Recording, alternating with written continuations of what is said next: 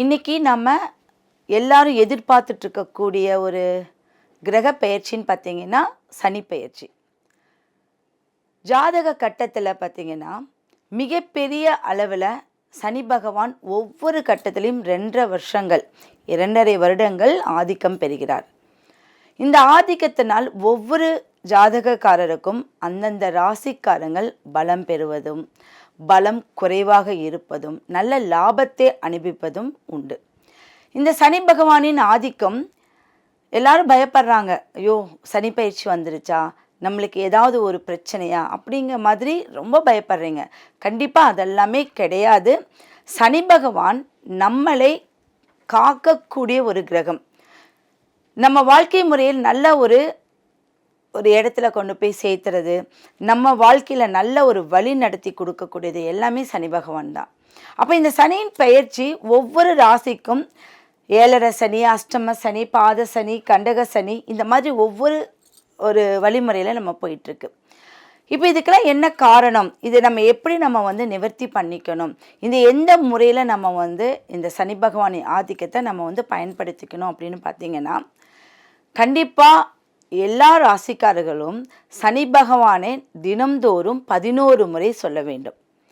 ஒன்றுமே இல்லைங்க, சனி பகவானை போற்றி இதை மட்டும் நீங்கள் சொல்லிட்டு வந்தாவே அவருடைய ஆதிக்கம் நம்மளுக்கு ஏதாவது ஒரு நெகட்டிவாக இருந்துச்சுன்னா அது குறையக்கூடிய தன்மை இருக்குது. இந்த வருடம் 2025 மார்ச் மாதம் நம்மளுக்கு 29ஆம் தேதி இரவு 9:40க்கு உங்களுக்கு கும்ப ராசியிலிருந்து மீன ராசிக்கு பயிற்சி ஆகிறார். இந்த மீன ராசி அப்படிங்கிறது காலபுருஷ தத்துவத்துக்கு மோட்ச ராசின்னு சொல்லுவாங்க, 12ஆம் இடம். இப்போ இந்த கும்பராசி 7.5 சனியிலிருந்து நிறைவு பெறுகிறது.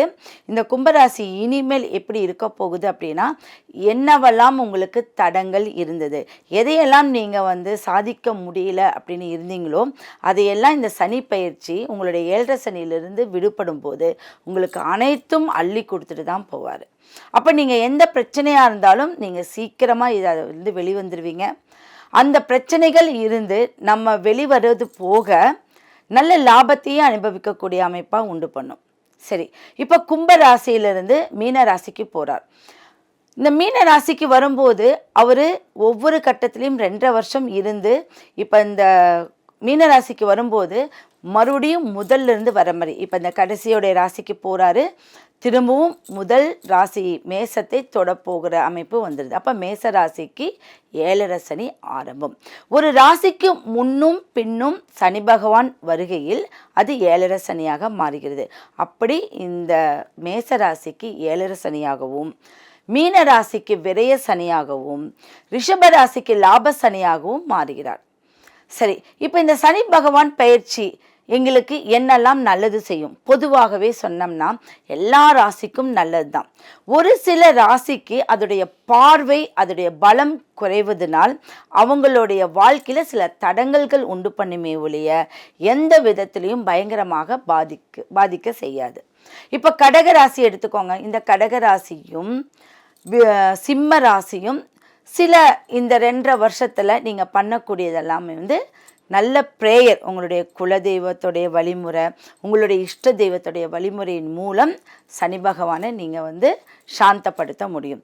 ஏன் அப்படின்னா அவருடைய அமைப்பு என்னென்னா, நல்ல ப்ரேயர் கொடுத்தா நம்மளுக்கு நல்ல விஷயங்கள் நம்மளுக்கு செஞ்சு கொடுக்கறது அவருடைய வேலையே. ஒருவரை நல்ல விதத்தில் அவங்கள ஷேப் என்ன அப்படின்னா உங்ககிட்ட இருக்க கெட்டதெல்லாம் நிவர்த்தி பண்ணி நல்ல விஷயங்களை அவங்களை கொண்டு வர்றது தான் அவருடைய வேலையே.